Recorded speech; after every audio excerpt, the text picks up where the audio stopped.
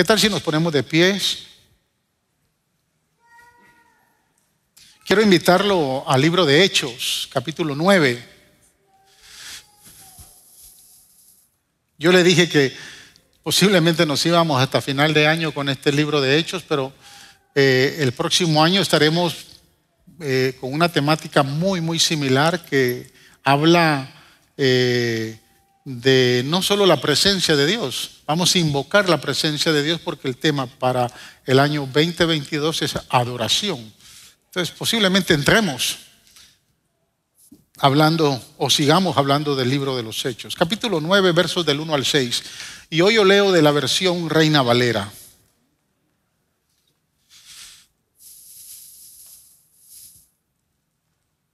Casi siempre leo de la versión Nueva Internacional.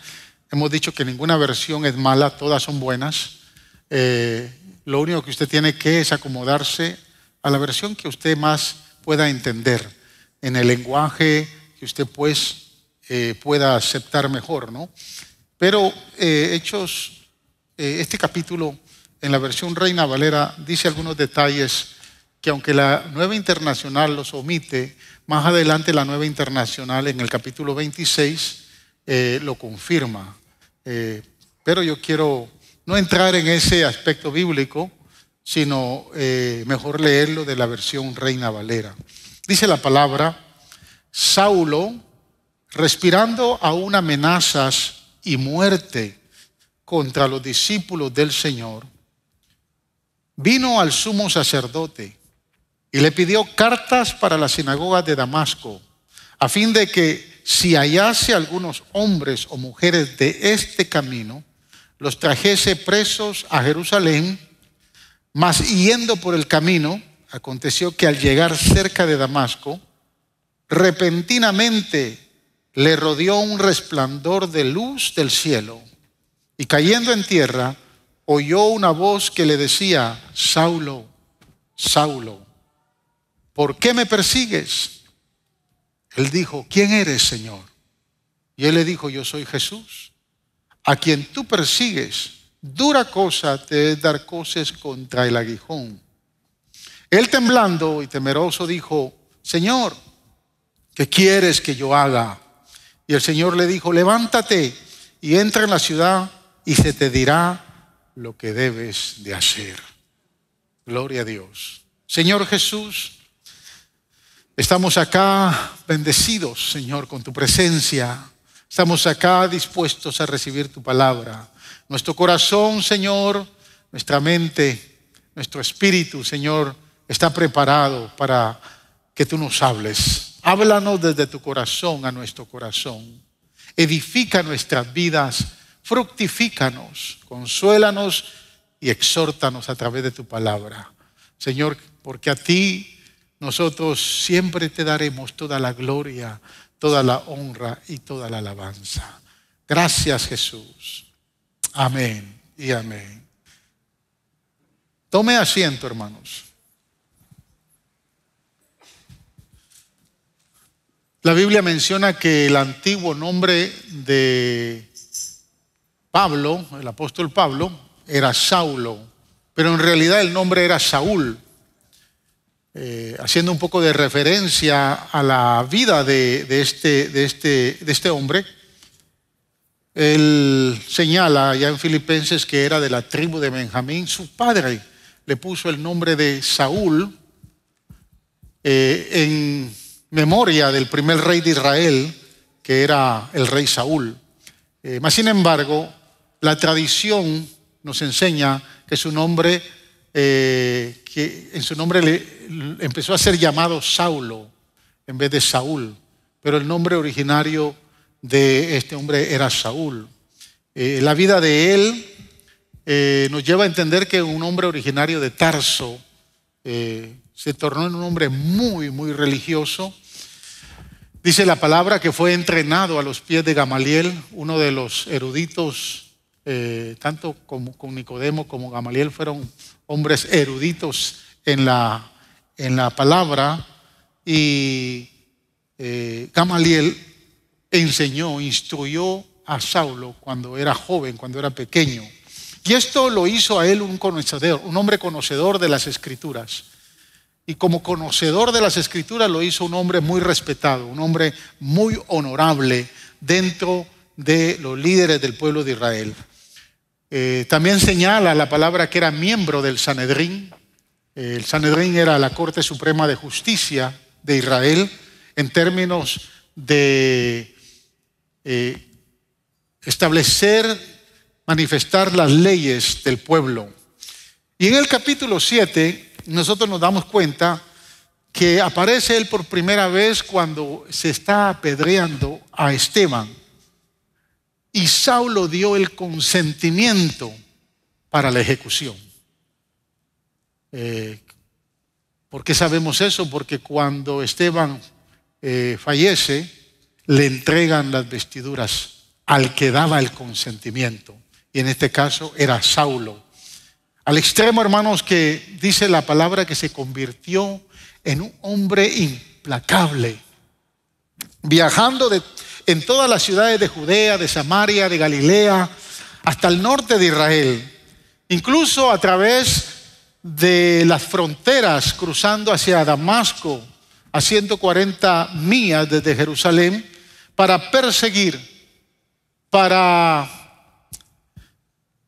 ir detrás de todos aquellos que habían creído en Jesús como su Salvador.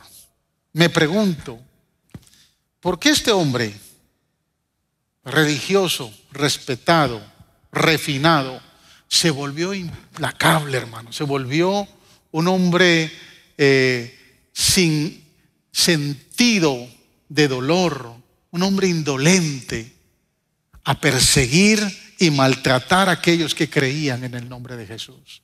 ¿Por qué él se tornó con tanto odio?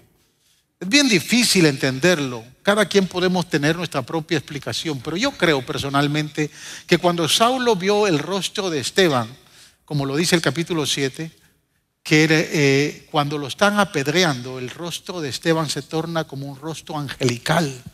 Y cuando Saulo ve ese rostro angelical, hermanos, y pudo escuchar las palabras de Esteban diciendo: Señor, perdónalos porque no saben lo que hacen.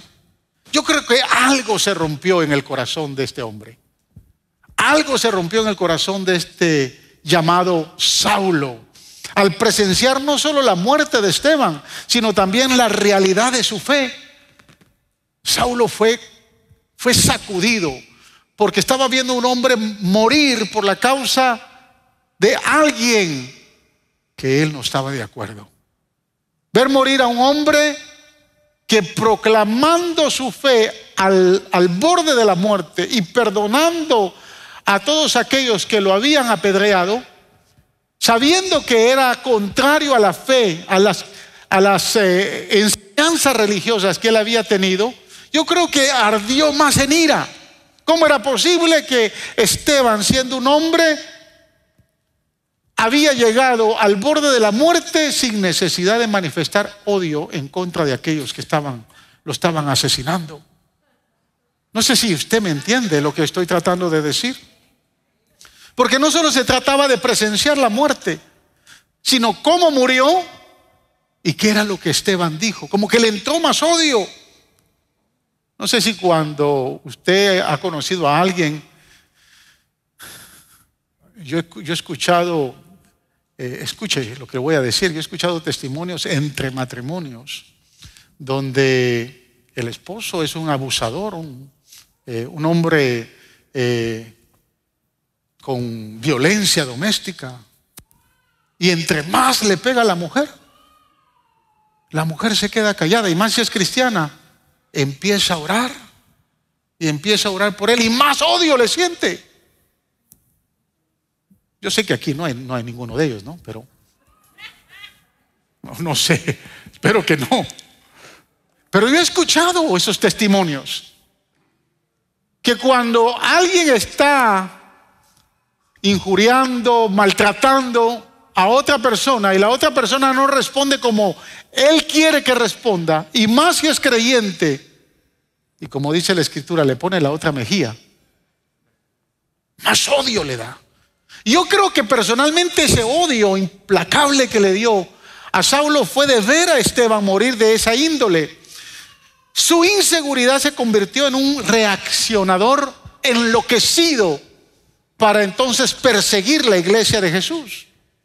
Pero escúcheme, hermanos, incluso su ira, encendida en rabia, aumentó a algo que sucedió mientras observaba la lapidación de Esteban, porque años después, y usted lo puede leer, Hechos capítulo 26 lo puede leer, o capítulo 19, años después en su vida ministerial, Saulo hace referencia al mismo mensaje que predicó Esteban.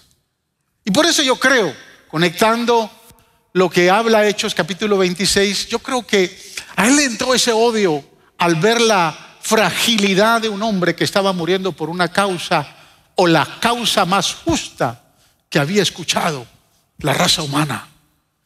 Y tanto fue su odio que pues participó de la muerte de Esteban. Y sabe, hermanos, las escrituras son como una bomba de tiempo. Por eso es que el profeta Isaías dice que la palabra nunca retorna vacía. Nunca va a retornar vacía. Aunque las personas con las que les hablamos del Señor se nieguen, reprochen, maltraten o hagan cualquier otra cosa y se vayan en contra nuestra como que si nosotros estamos locos, ¿sabe qué? Estamos colocando pequeñas semillas, pequeñas bombas en esos corazones que tarde o temprano van a explotar, y esa palabra nunca va a volver vacía, y tarde o temprano va a florecer, y esas vidas se van a entregar a Jesús. Por eso es que es importante que usted no deje de predicarle al esposo rabioso que tiene en casa. No deje de predicarle a aquellos que le rechazan, a los vecinos, a aquellas personas que no quieren escuchar. Siga orando por ellos, sígales predicando del evangelio, que tarde o temprano, así como Saulo, van a tener una experiencia gloriosa, se van a entregar a Jesús y van a reconocer que Él es el único Rey verdadero. Así que hay tres elementos importantes, hermanos, que hacen genuina la conversión de Saulo. Y son estos tres elementos que yo quiero compartir con ustedes. Número uno, su transformación de las tinieblas a la luz admirable. Amén. Número dos, su humillación. Y número tres, su obediencia al llamado. Son tres elementos que nosotros vemos que en Saulo hubo una conversión genuina. No como la de Simón que vimos la semana pasada, sino la de un hombre que, a pesar que odiaba a la iglesia, pudo tener un cambio transformador. Así que el primer punto, vamos a hablar de las tinieblas a la luz. Hechos capítulo 9, ya lo leímos, pero lo vamos a volver a leer nuevamente, solo los primeros 4 versículos. Dice: Saulo respirando amenazas y muerte. Quiero decirle que no eran amenazas de muerte, eran amenazas y muerte. Porque amenazaba para que no siguieran predicando, y si no se sometían, entonces los mataba. O sea que no solo eran amenazas, eran amenazas y muerte. Dice la escritura: contra los discípulos del Señor vino al sumo sacerdote y le pidió cartas para las sinagogas de Damasco, a fin de que si hallase algunos hombres o mujeres de este camino, los trajese presos a Jerusalén. Mas siguiendo por el camino, aconteció que al llegar cerca de Damasco, repentinamente le rodeó un resplandor de luz del cielo, y cayendo en tierra oyó una voz que le decía: Saulo, Saulo, ¿por qué me persigues? Quiero compartir con ustedes el perfil de 3 asesinos que encabezan la lista de los peores asesinos de la historia de la humanidad. 2 de ellos todavía están con vida.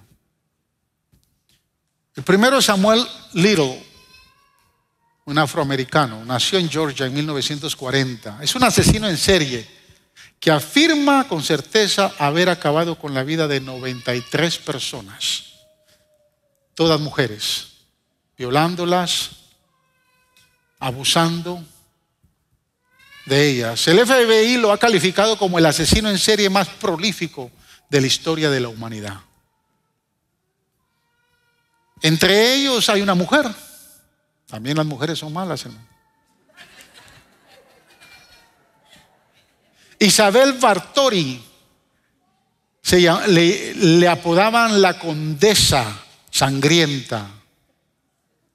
Esta condesa perteneció a la aristocracia en Hungría y ha pasado a la historia por tratarse de la mujer que más asesinatos ha cometido en la historia de la humanidad.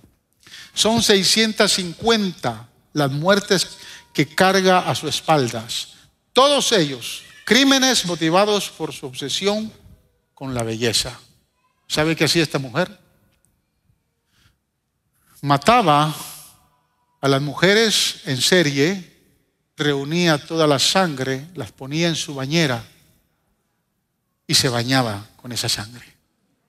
Tan sangrienta era esta mujer. Andrew Chikatilo, algo así. Yo no soy ruso, pero conocido como el Destripador Rojo, es el mayor asesino en serie de la historia de la Unión Soviética. Fue conocido por cometer asaltos sexuales y asesinatos y mutilaciones a mujeres y niños entre 1978 y 1990. Él confesó al menos 56 de los homicidios y en abril de 1992 fue juzgado por 93 de ellos. Tras ser condenado y sentenciado por 52 muertes, fue ejecutado en 1994. Todos ellos asesinaron y mutilaron a sus víctimas motivados por una causa, motivados por un problema tal vez mental. Pero más que un problema mental, fueron motivados por el mismo infierno, motivados por el mismo diablo para cumplir sus objetivos. ¿Por qué yo traigo a relucir a estos 3 asesinos en serie? De muchos. Porque si Saulo de Tarso hubiese estado con vida hoy, él hubiera formado o hubiera encabezado la lista de todos estos asesinos. Tal vez usted al leer las Escrituras no se ha dado cuenta el nivel o la severidad de quién era este hombre. Pero este hombre era un hombre indolente al dolor humano. Su odio lo llevó a matar, a mutilar, a violar mujeres, niños, ancianos. Y fueron, hermanos, por montones. Es decir, no solo se conformó con echarlos de Jerusalén, sino a todos aquellos que estaban creyendo fuera de Jerusalén, los traía, se iba, los perseguía, los traía, para que si no acataban las amenazas de él, los mataba. Esa era su misión. Todos aquellos que se habían esparcido, aún hasta los límites de Palestina, porque dice que cuando ya tenía bien organizado toda la persecución en los alrededores de Palestina, buscó cartas, fue al sumo sacerdote y quiso irse fuera, cruzó las fronteras para irse a Damasco. Hablamos de Damasco, hablamos de Siria, era otro país completamente aparte. Aparentemente no tenían jurisdicción para ir y extraditar a todos los creyentes. O sea, no había espacio donde los creyentes se podían ocultar para este hombre, que aún hasta Damasco los quiso ir a buscar. El único que tenía autoridad y podía tener jurisprudencia sobre aún Damasco era el sumo sacerdote. El imperio romano le había dado esa autoridad. Por eso es que él fue con el sumo sacerdote y le dijo: dame cartas, pero de estos que están en este camino, ninguno va a quedar con vida. O niegan a ese Jesús, o me encargo de matarlos. Esa era la postura de él. Su odio y ceguera espiritual lo hacían respirar fuertes amenazas y muerte para todo aquel que creyera en Jesús. Pero el verso 1 es claro. No solo amenazaba, si no se atendía a las amenazas, entonces él decía, te voy a matar. La misión de Saulo era maltratar, mutilar, violar, exterminar a todo creyente. ¿Se puede imaginar a un Saulo de Tarso en este tiempo? La historia de la iglesia señala grandes persecuciones, hermanos, que hubieron, empezando desde los tiempos de los apóstoles. Pero también señala que detrás de cada persecución se levantaron grandes avivamientos en respuesta a esa persecución. Y si bien es cierto, hoy en este país no hemos visto una persecución a ese nivel, seguramente vendrá. Yo no sé si va a ser antes del arrebatamiento o después. Pero ¿quién se iba a imaginar el tema de la pandemia? ¿Quién se iba a imaginar que las iglesias se iban a cerrar y muchos no iban a abrir? ¿Quién se iba a imaginar que ahorita están diciendo que no va a haber alimento por los próximos meses? Y de la forma como el gobierno está manipulando, tiene que haber un Esteban, tiene que haber un Felipe, tiene que haber un Pablo que se levante mientras Cristo esté por venir. Independientemente que pudiera surgir antes del arrebatamiento de la iglesia, usted y yo nos tenemos que preparar. Yo creo que es el tiempo, amados hermanos, que la comodidad que nos ha dado esta nación de venir los domingos a templos cómodos como este, con aire acondicionado, de vivir una vida de domingo a domingo sirviéndole al Señor, yo creo que es el tiempo que despertemos.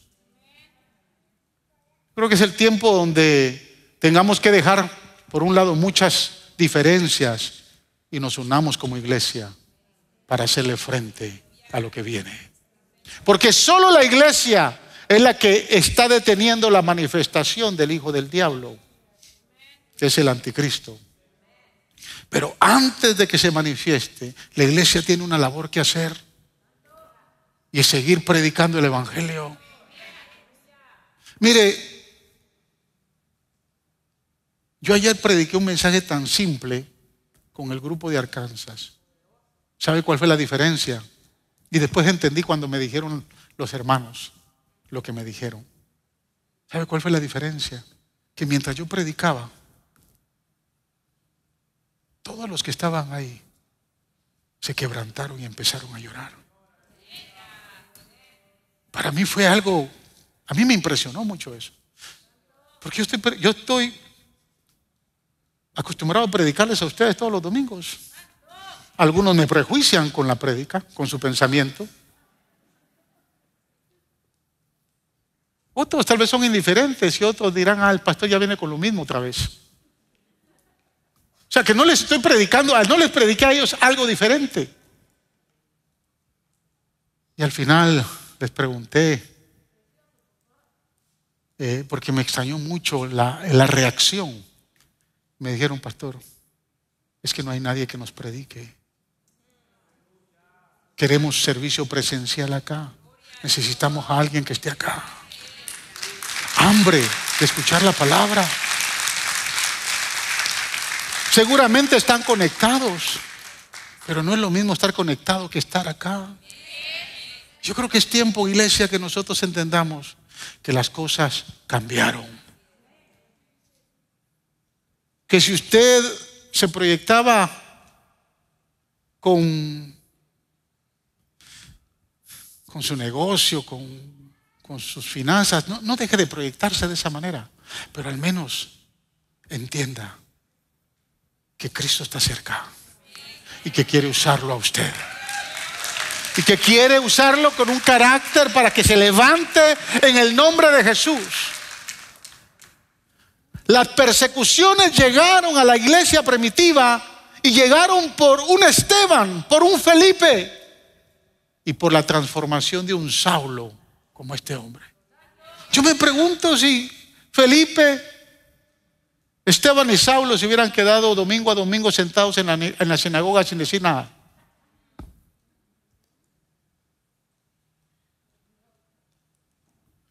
Pero definitivamente en este hombre hubo una transformación.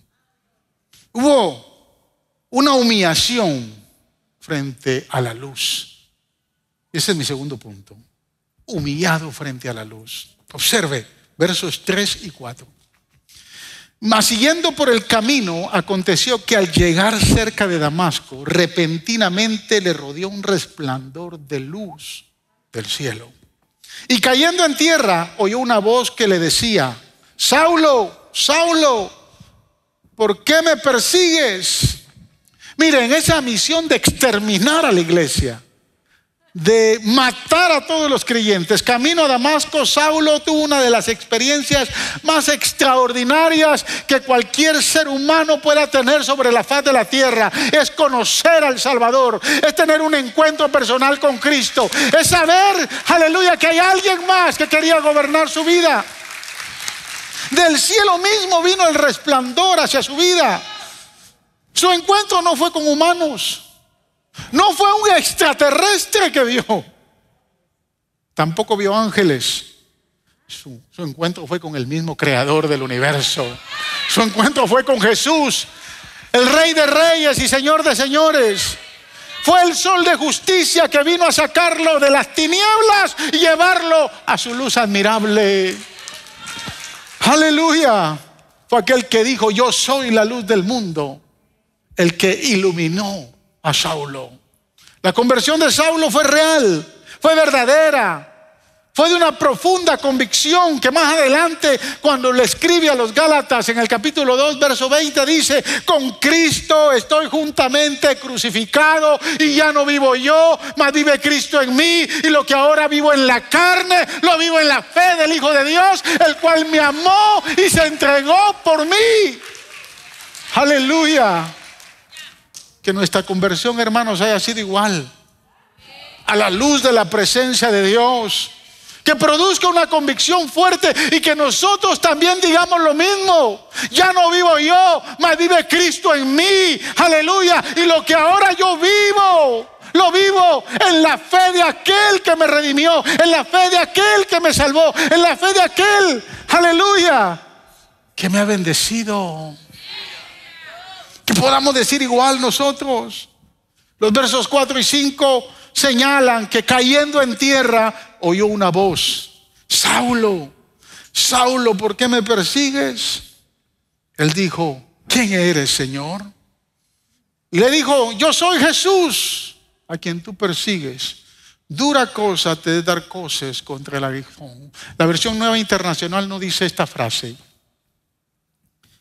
Y no es que a propósito la hayan omitido. Los manuscritos antiguos no dicen esta frase.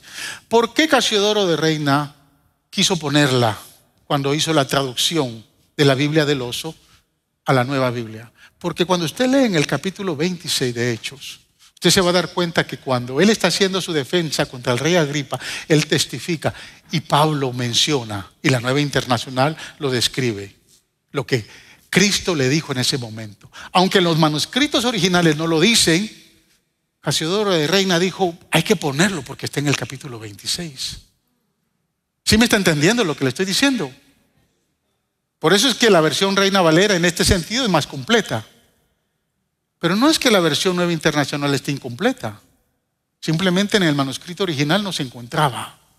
Escúcheme, hermanos. No fue la voz de la duda. No fue la voz de la conciencia. No fue la voz de la protesta que escuchó Saulo. Esa es la voz de la convicción misma de la presencia del Señor.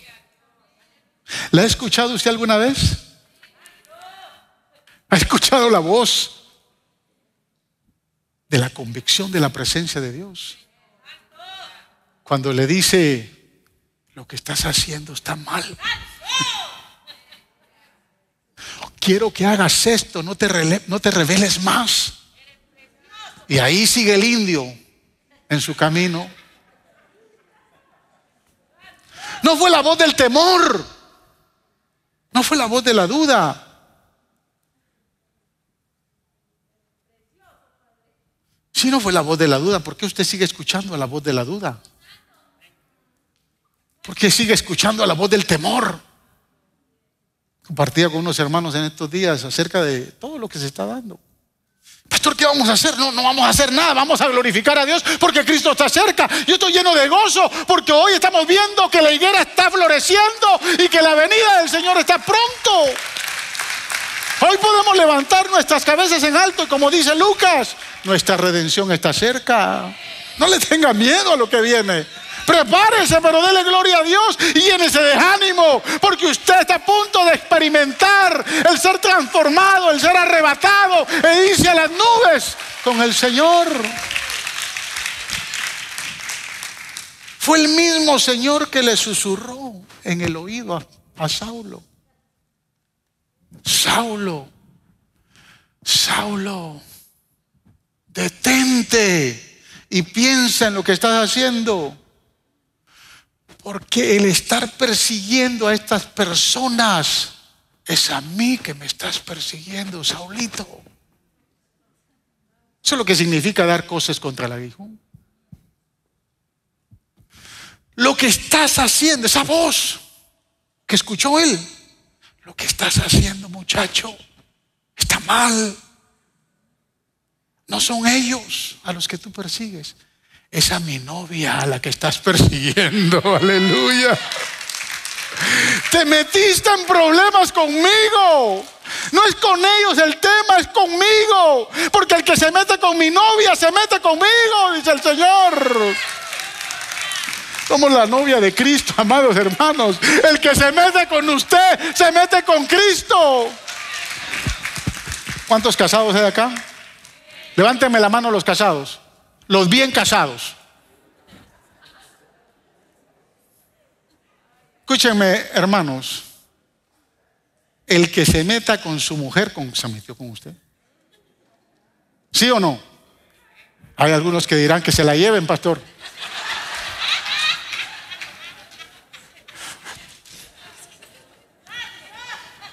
Pero el esposo que ama a la esposa. Que no se metan con esta boricua, hermanos. Se meten con ella, se metieron conmigo. Sí, usted piensa igual que su esposa. ¿Sí o no? Eso es lo que le está diciendo. Eso es lo que le está diciendo. Está dando cosas contra el aguijón. Es conmigo, muchacho, el problema. Es más, yo quiero ir mucho más allá, hermanos. Cuando usted se mete con un creyente, es con Cristo con quien se está metiendo. Si alguien lo ataca a usted, es a Cristo que está atacando.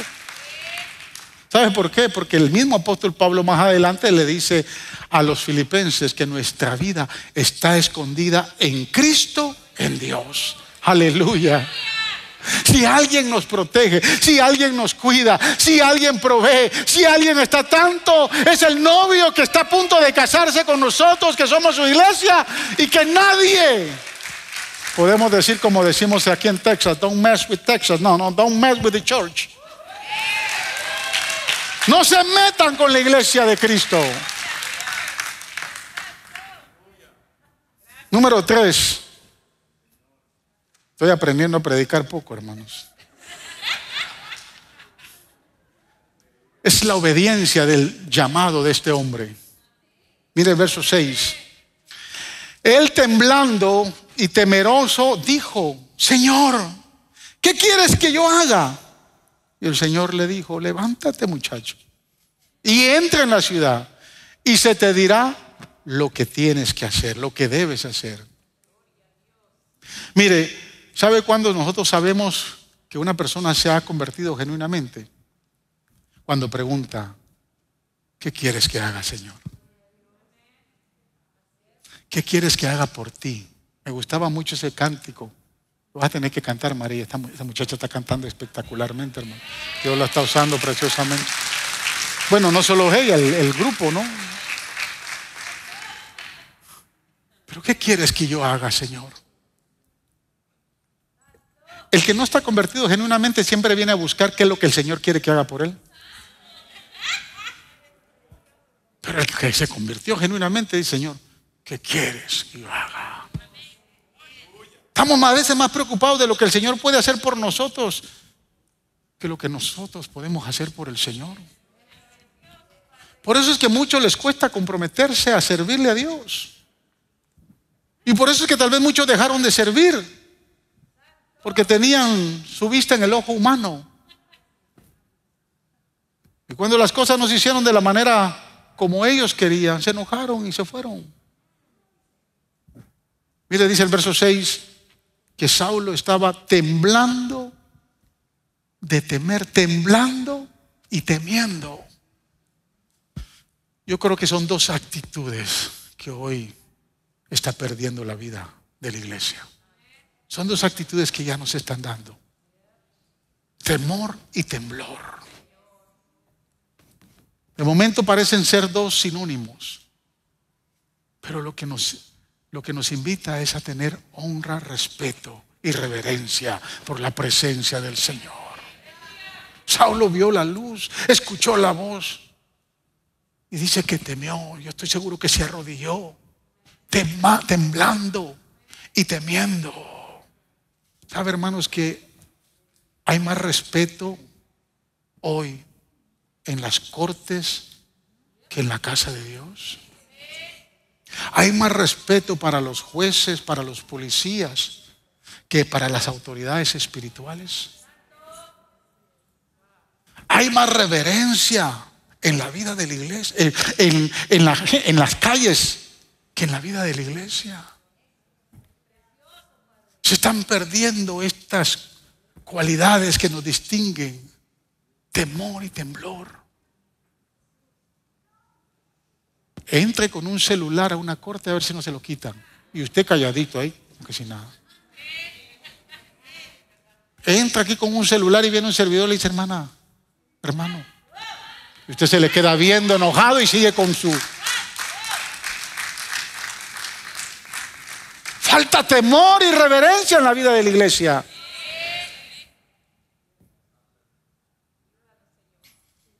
Saulo dice: ¿qué quieres que yo haga? Y esto demuestra una actitud de obediencia, de servicio. Se puso al servicio. No sabía lo que le esperaba, pero él dijo: I'm here. What do you want me to do? Ay, al Señor le gusta, hermanos. Quiero que vayas a Arkansas. ¿Quién dice amén? Señor, ¿escuchaste esos amenes? Allá se necesita un pastor. Es más, una pareja. ¿Quién dice amén? Saulo dijo: ¿qué quieres que yo haga? La respuesta al llamado de la presencia de Dios requiere de seguir instrucciones, de obedecer. Ahora escúcheme, hermanos, el Señor, escuche bien, el Señor siempre dirige un paso a la vez. Cuando Él nos dice que hagamos algo, nunca nos va a mostrar todo el panorama. Si a mí me hubiera dicho todo lo que 16 años atrás, Él me hubiera dicho todo lo que he visto, no, Señor, I'm sorry, get somebody else. Sí, si yo hubiera sabido que a los 3 años mi esposa aquí iba a enfermar de cáncer, íbamos a bregar y pensar que por poco la pierdo. Y si el Señor me hubiera dicho un montón de cosas. Ahora, si solo me hubiera mostrado lo bonito, corro. Si me hubiera mostrado en un sueño predicando en este templo, amén, Señor. Pero el Señor nos la lleva a pasito, paso a paso. Y usted lo único que tiene que hacer es obedecer, paso a paso. Y para eso se requiere de fe, de obediencia. La obediencia demanda de mucha fe. Abraham salió por fe a la tierra de Canaán, a la tierra prometida, sin saber que le iba a alcanzar, sin saber para dónde iba. Salió por fe. Josué se animó a conquistar la tierra prometida sin saber cómo la iba a hacer. Que el Señor viniera con esa locura, 13 vueltecitas a Jericó y después te pones a gritar y yo voy a botar las murallas. Ese es un cuento de hadas, pero es una verdad bíblica que se dio a cabo por un hombre que creyó que Dios iba a actuar de esa manera. El llamado a la presencia, a servir en la presencia de Dios, requiere de fe. Mucha fe para ser obedientes. Porque esa es la manera como el Señor obra. No espere que el Señor, fíjese que es interesante, porque los versos del 7 al 9, escuche lo que dicen los versos del 7 al 9. Y los hombres que iban con Saulo se pararon atónitos y oyendo a la verdad la voz, mas sin ver a nadie, entonces Saulo se levantó de tierra y abriendo los ojos no veía a nadie. Así que llevándole por la mano le metieron en Damasco, donde estuvo 3 días sin ver. Quedó ciego, totalmente ciego. Y escúcheme, lo que sucedió con Saulo, yo creo que usted lo va a entender. Es una imagen perfecta de lo que sucede cuando se revelaban antes, la forma como se revelaban antes las fotografías. ¿Se recuerda? Tenía una cámara, le metía un film de 35 milímetros. ¿Se recuerda cuántos tuvieron? ¿Estoy yo aquí o soy el único viejo aquí? O sea, no crea que siempre ha sido con el celular y... No. Esa competencia de que el Samsung que es mejor que más caro. No, eso antes no era así. Antes una camarita. Escuchen jóvenes, ustedes que cuando nacieron ya Michael Jackson era blanco. Escuchen.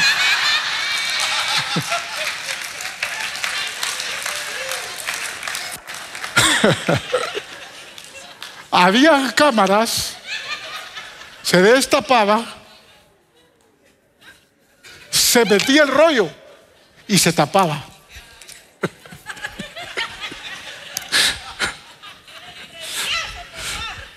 Sí, porque a los jóvenes les cuesta entender este concepto, ¿no? Entonces se metía el film y usted no podía abrirla. Porque si usted abría la cámara, el film se dañaba. Usted sabía eso, ¿verdad? Usted compraba su film, la metía. Cuando se tomaba la foto, al tomar la foto, se abría el lente y hacía... ¿Se recuerda el sonidito ese? Cuando se abría el lente, quedaba impresa en el film la imagen de lo que se miraba. Esa era la fotografía. Y después se cerraba. Después, cuando se terminaba el film, usted lo llevaba a un lugar a revelarlo. ¿Qué hacían? Cogían el film, pero en un cuarto oscuro. ¿Verdad? Sacaban el film y lo tendían en químicos para que lo impreso empezara a revelarse. Y entonces ya salía la luz, a la luz la imagen. Eso fue lo que le sucedió a Pablo. Camino a Damasco, ve el resplandor. Y cuando ve el resplandor, la oscuridad de tinieblas que tenía, cuando la cámara hizo quedó la imagen acá. Quedó la imagen acá y acá. Y entonces tuvo que llevársele 3 días al cuarto de revelación.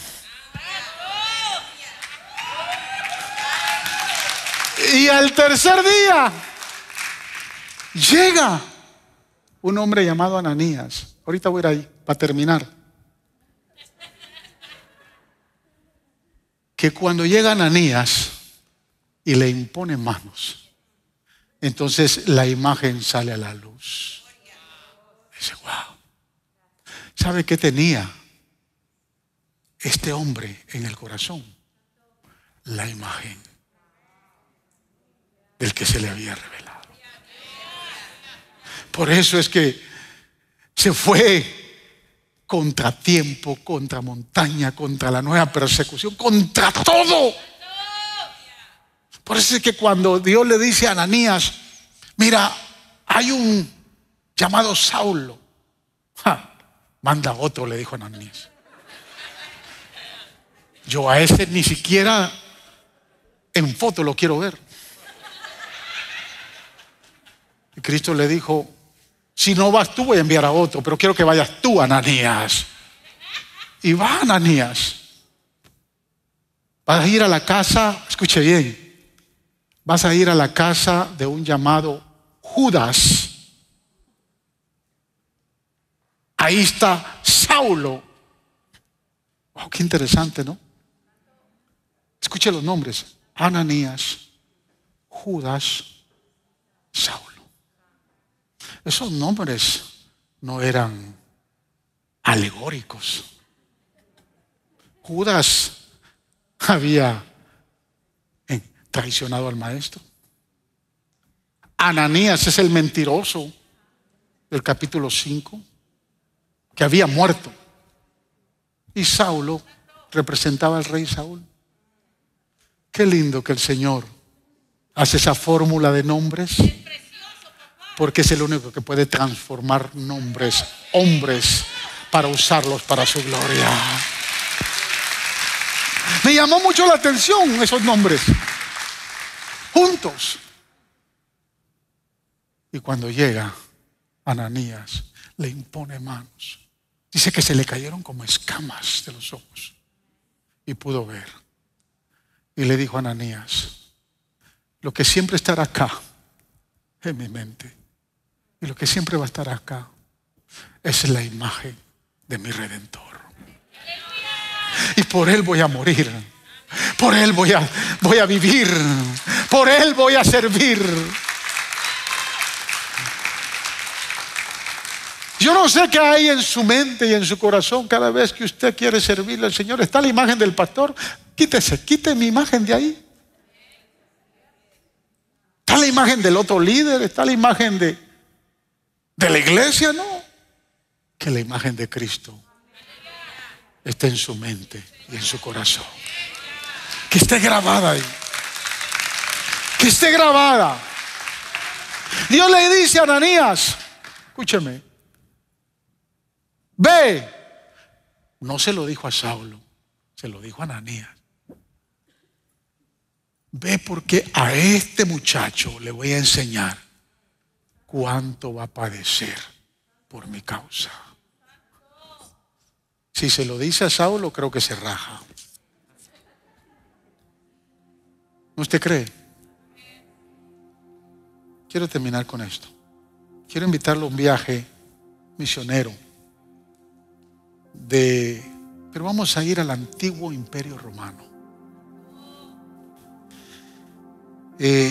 No sé si usted ha viajado a Europa, y si ha viajado a Europa y ha ido a Roma, hoy existen todos esos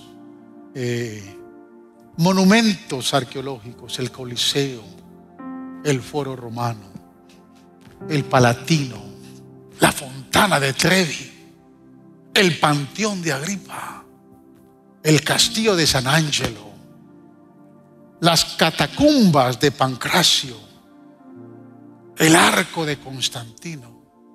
Quiere ir conmigo, pero no a la Europa de hoy, no a la Roma de hoy. Quiere ir conmigo a la Roma antigua. Quiere ver el pasillo de los senadores frente al Foro Romano. Es impresionante. A esa Roma antigua.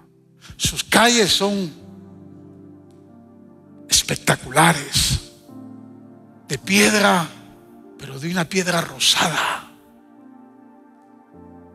que se la han robado a los filisteos, a los fenicios de la antigua época, para tenerlos en sus calles. Puede ver a las mujeres, a las famosas Claudias, con un perfil hermoso, una nariz puntiaguda, vestidas de lino fino. Y nos paseamos por toda esa Roma antigua. Ve bajando del foro a los senadores con ropa de lino, subiéndose a sus carruajes, aquellas yeguas bien entretenidas.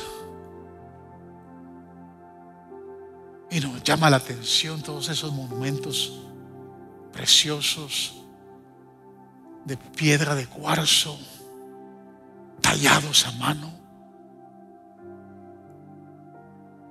Y de momento, cuando vamos caminando, entramos por una calle y vemos que al fondo hay una casa que no es como las demás. Nos llama la atención porque la casa tiene una puerta de madera vieja, tiene una ventanita con unas verjas. Y usted y yo decimos: wow, tan linda Roma. ¿Qué pasará ahí? Y vamos. Y a medida que nos vamos acercando, vemos que la propiedad es una propiedad descuidada, sucia. Y usted y yo nos preguntamos: ¿qué hay allá adentro? Pero como buenos latinos tocamos la puerta porque queremos saber qué hay ahí. Y cuando tocamos la puerta, sobre esa ventanita vemos que la abre un centurión. ¿Qué quieren? No, pues venimos a ver qué hay acá. Nos llamó la atención. Esta es la cárcel del imperio.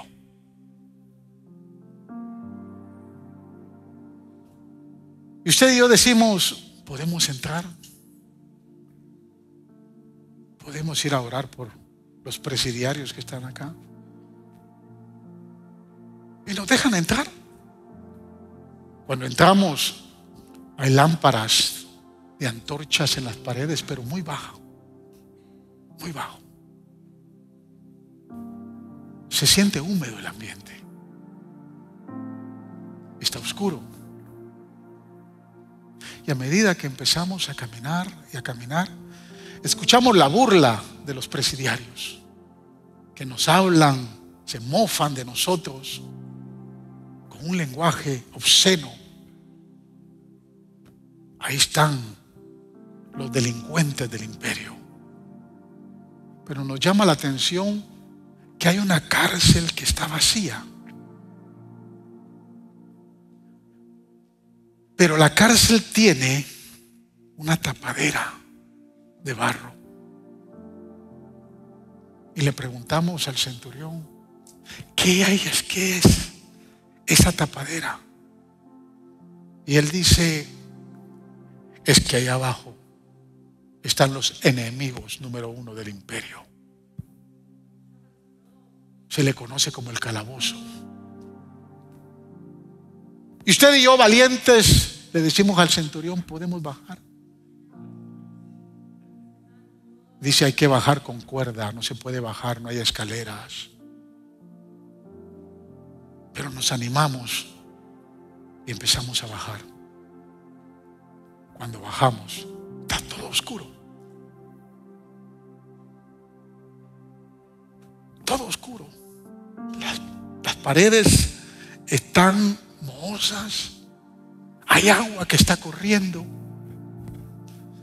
Se siente un ambiente frío y muy pesado, muy feo. Y al fondo de ese calabozo vemos que hay una última celda.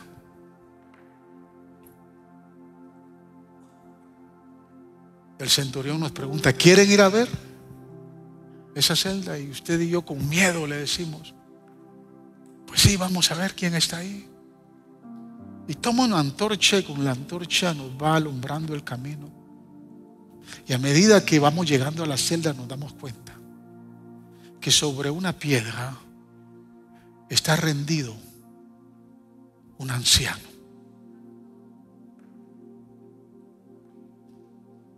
Y tratamos de acercarnos.